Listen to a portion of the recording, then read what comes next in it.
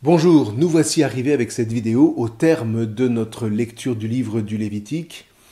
Mais avant de lire l'ultime chapitre, c'est-à-dire le chapitre 27, je voudrais voir avec vous comment dans le fond se compose l'ensemble du livre.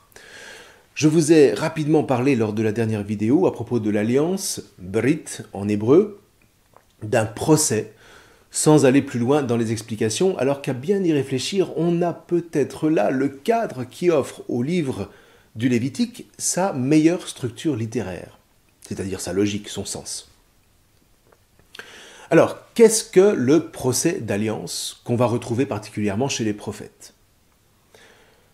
Quand les choses ne vont plus parce que le peuple d'Israël n'a pas écouté la voix de Hachem, voilà que celui-ci envoie ses prophètes pour rappeler le cadre et donc faire un procès, un rib en hébreu, à son peuple. Alors attention, faire un procès, ça n'est pas porter plainte. Ça, c'est le raccourci français du bougon moyen qui se plaint constamment en se prenant pour le nombril du monde. Et là, je suis assez d'accord avec les rabbins qui enseignent que de telles personnes en sont au stade le plus tragique de leur existence, qui n'a plus aucun sens, et dans le fond qui ne trouvent plus sa raison d'être qu'en accusant les autres. S'ils ne font pas ça, il ne leur reste plus que la corde pour se pendre. Alors, Dieu merci, Hachem n'en est pas là. Quand il fait un procès, ça n'est pas tant pour accuser que pour remettre le cadre en place. Un peu comme quand on fait un conseil de famille, si vous voulez, où on rappelle les règles en s'assurant bien que tout le monde avance sur les mêmes bases. Or, les exégètes ont remarqué depuis longtemps qu'un tel procès suit un canevas de base qu'on retrouve partout en 5 moments. 1. La titulature, c'est-à-dire que celui qui juge le procès rappelle ses titres et ses qualités. 2. On rappelle le commandement fondamental qui régit le cadre. 3. On développe ce commandement fondamental en plusieurs commandements particuliers sur lesquels il faut porter son attention. 4. On fait un appel à témoins. 5. On énonce les bénédictions et les malédictions conditionnelles qui sont liées à ce cadre qu'on vient de rappeler. Bien, voyez, il me semble, alors ce serait sans doute à travailler, mais je vous livre simplement ici mon intuition, il me semble qu'on pourrait faire ici une épure du livre du Lévitique sur la base d'un rib habrit, d'un procès d'alliance. 1. La titulature. Je suis Hachem qui vous ai fait sortir de la terre d'Égypte, qui revient comme un refrain tout au long du livre. 2. Le commandement fondamental, soyez saints car moi je suis saint, au centre du livre et partout ailleurs. 3. Les commandements particuliers, c'est-à-dire l'ensemble du livre en ses différentes parties, les offrandes, l'investiture des prêtres, la loi de pureté et la loi de sainteté. 4. L'appel à témoins, en l'occurrence, aussi étrange que ça puisse paraître, il s'agit du mont Sinaï, à la fin de la loi des offrandes, au chapitre 7, et à la fin du chapitre 26, une sorte de témoin mythique donc, mais incontestable, inébranlable, j'ai envie de dire. Et puis 5, les bénédictions et les malédictions conditionnelles, qui constituent tout le chapitre 26. Du coup, vous voyez, grâce à la structure du procès d'alliance, on comprend un peu mieux pourquoi le Lévitique se clôt sur les bénédictions et les malédictions conditionnelles.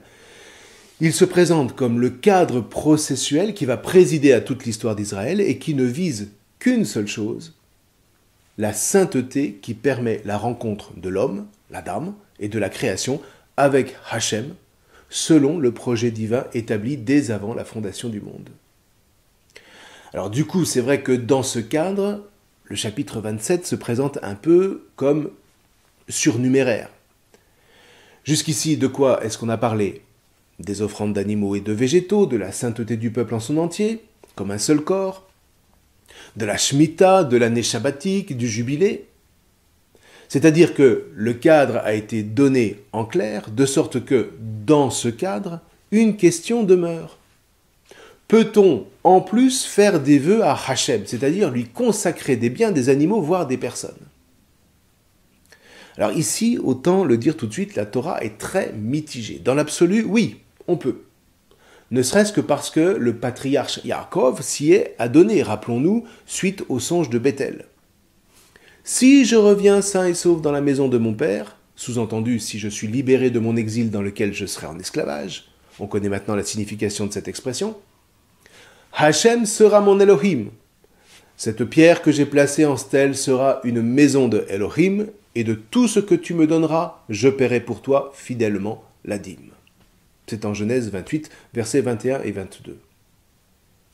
Alors là, Yaakov fait proprement un vœu. Par ailleurs, le chapitre 23 du Deutéronome dira que c'est possible, mais en mettant en garde contre l'engagement non tenu. Lorsque tu auras voué un vœu à Hachem, ton Elohim, tu ne tarderas pas à l'acquitter, sinon Hachem, ton Elohim, pour le requérir, il le requérera de toi. Il y aura en toi un manquement.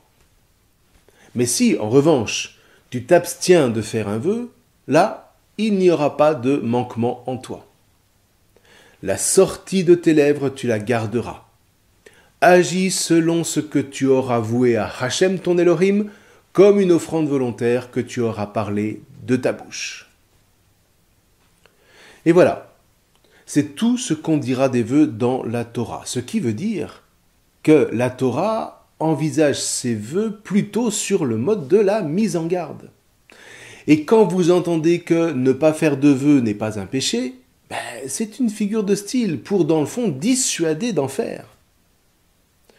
Quand on lira par exemple l'histoire du juge Jephthé, on va vite comprendre pourquoi il ne faut pas faire de vœux, parce que une fois fait, quand bien même il était inconsidéré, on verra de quoi il s'agit en son temps, eh bien le vœu oblige celui qui l'a prononcé. Le Deutéronome le dit clairement. Tu l'as dit, tu le fais. Promesse vaut vente, comme on dit. Et même ce qu'on appelle le naziréat, c'est-à-dire la consécration de soi à Hachem, dont parlera le livre des Nombres, n'est pas tellement encouragé par la Torah.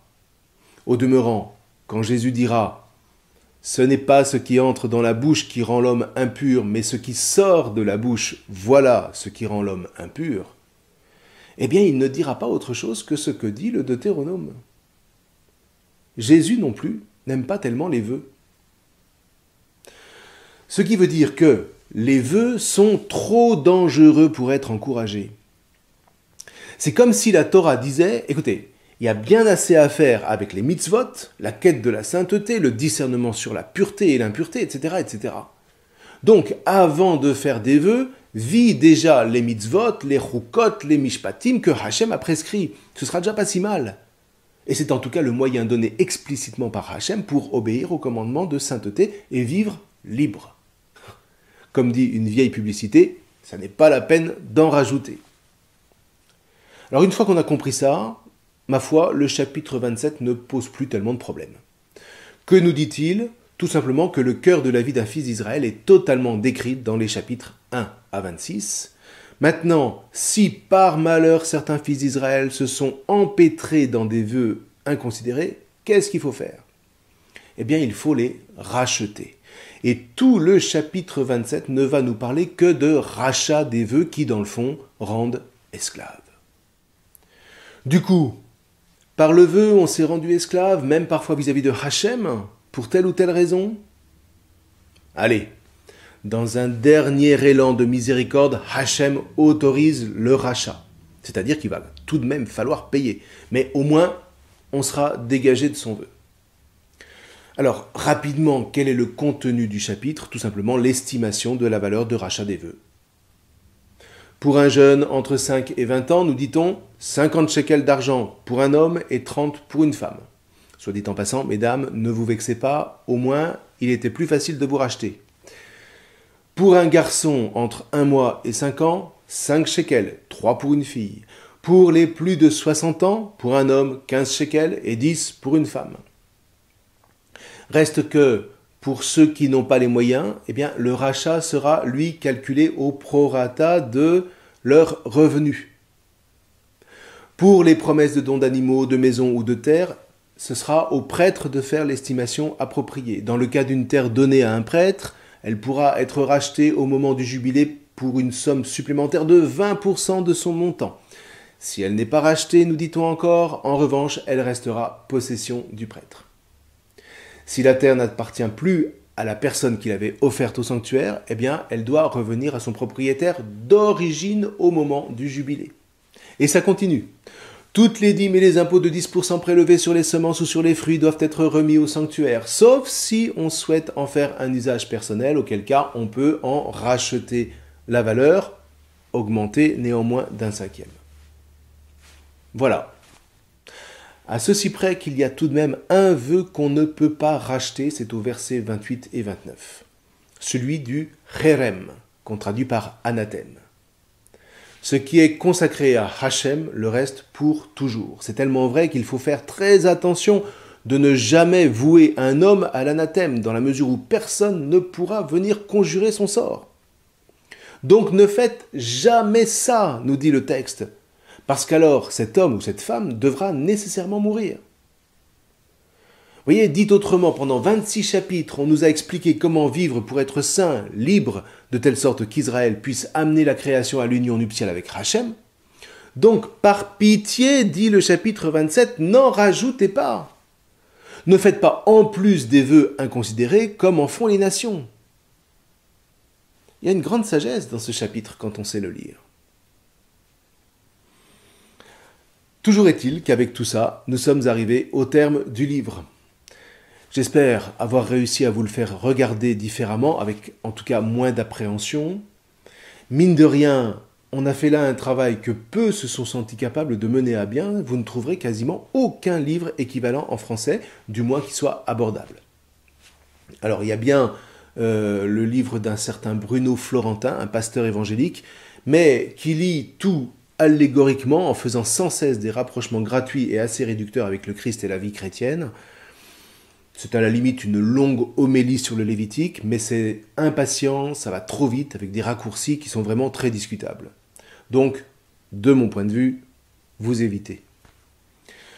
Quoi qu'il en soit, vous allez voir maintenant que tout ce qui va être dit sur le culte, sur les rituels de pureté, sur l'appel à la sainteté qui ne cesseront pas de parsemer l'histoire qui va suivre, tout ça vous apparaîtra désormais relativement familier. Et donc, vous pourrez apprécier d'autant plus la lecture de ce qui jusqu'alors vous paraissait inaccessible et qui vous conduira d'autant mieux vers une plus profonde communion avec l'enseignement et la vie de Jésus. Alors, je vous souhaite une très bonne lecture de ce dernier chapitre. La prochaine fois, on prendra le temps de faire une vaste conclusion sur l'ensemble de l'ouvrage avant d'ouvrir le 4e livre de la Torah, le livre des Nombres. Vous verrez alors que nous renouerons pour une part avec les récits, toujours plein d'instructions. On retrouvera aussi parfois des prescriptions, comme dans le Lévitique, pour préciser ce qui ne l'a pas été assez. Mais dans l'ensemble, ça y est. Avec l'Exode et le Lévitique, le monde biblique vous est ouvert. Bravo d'être arrivé jusque-là. Je vous remercie.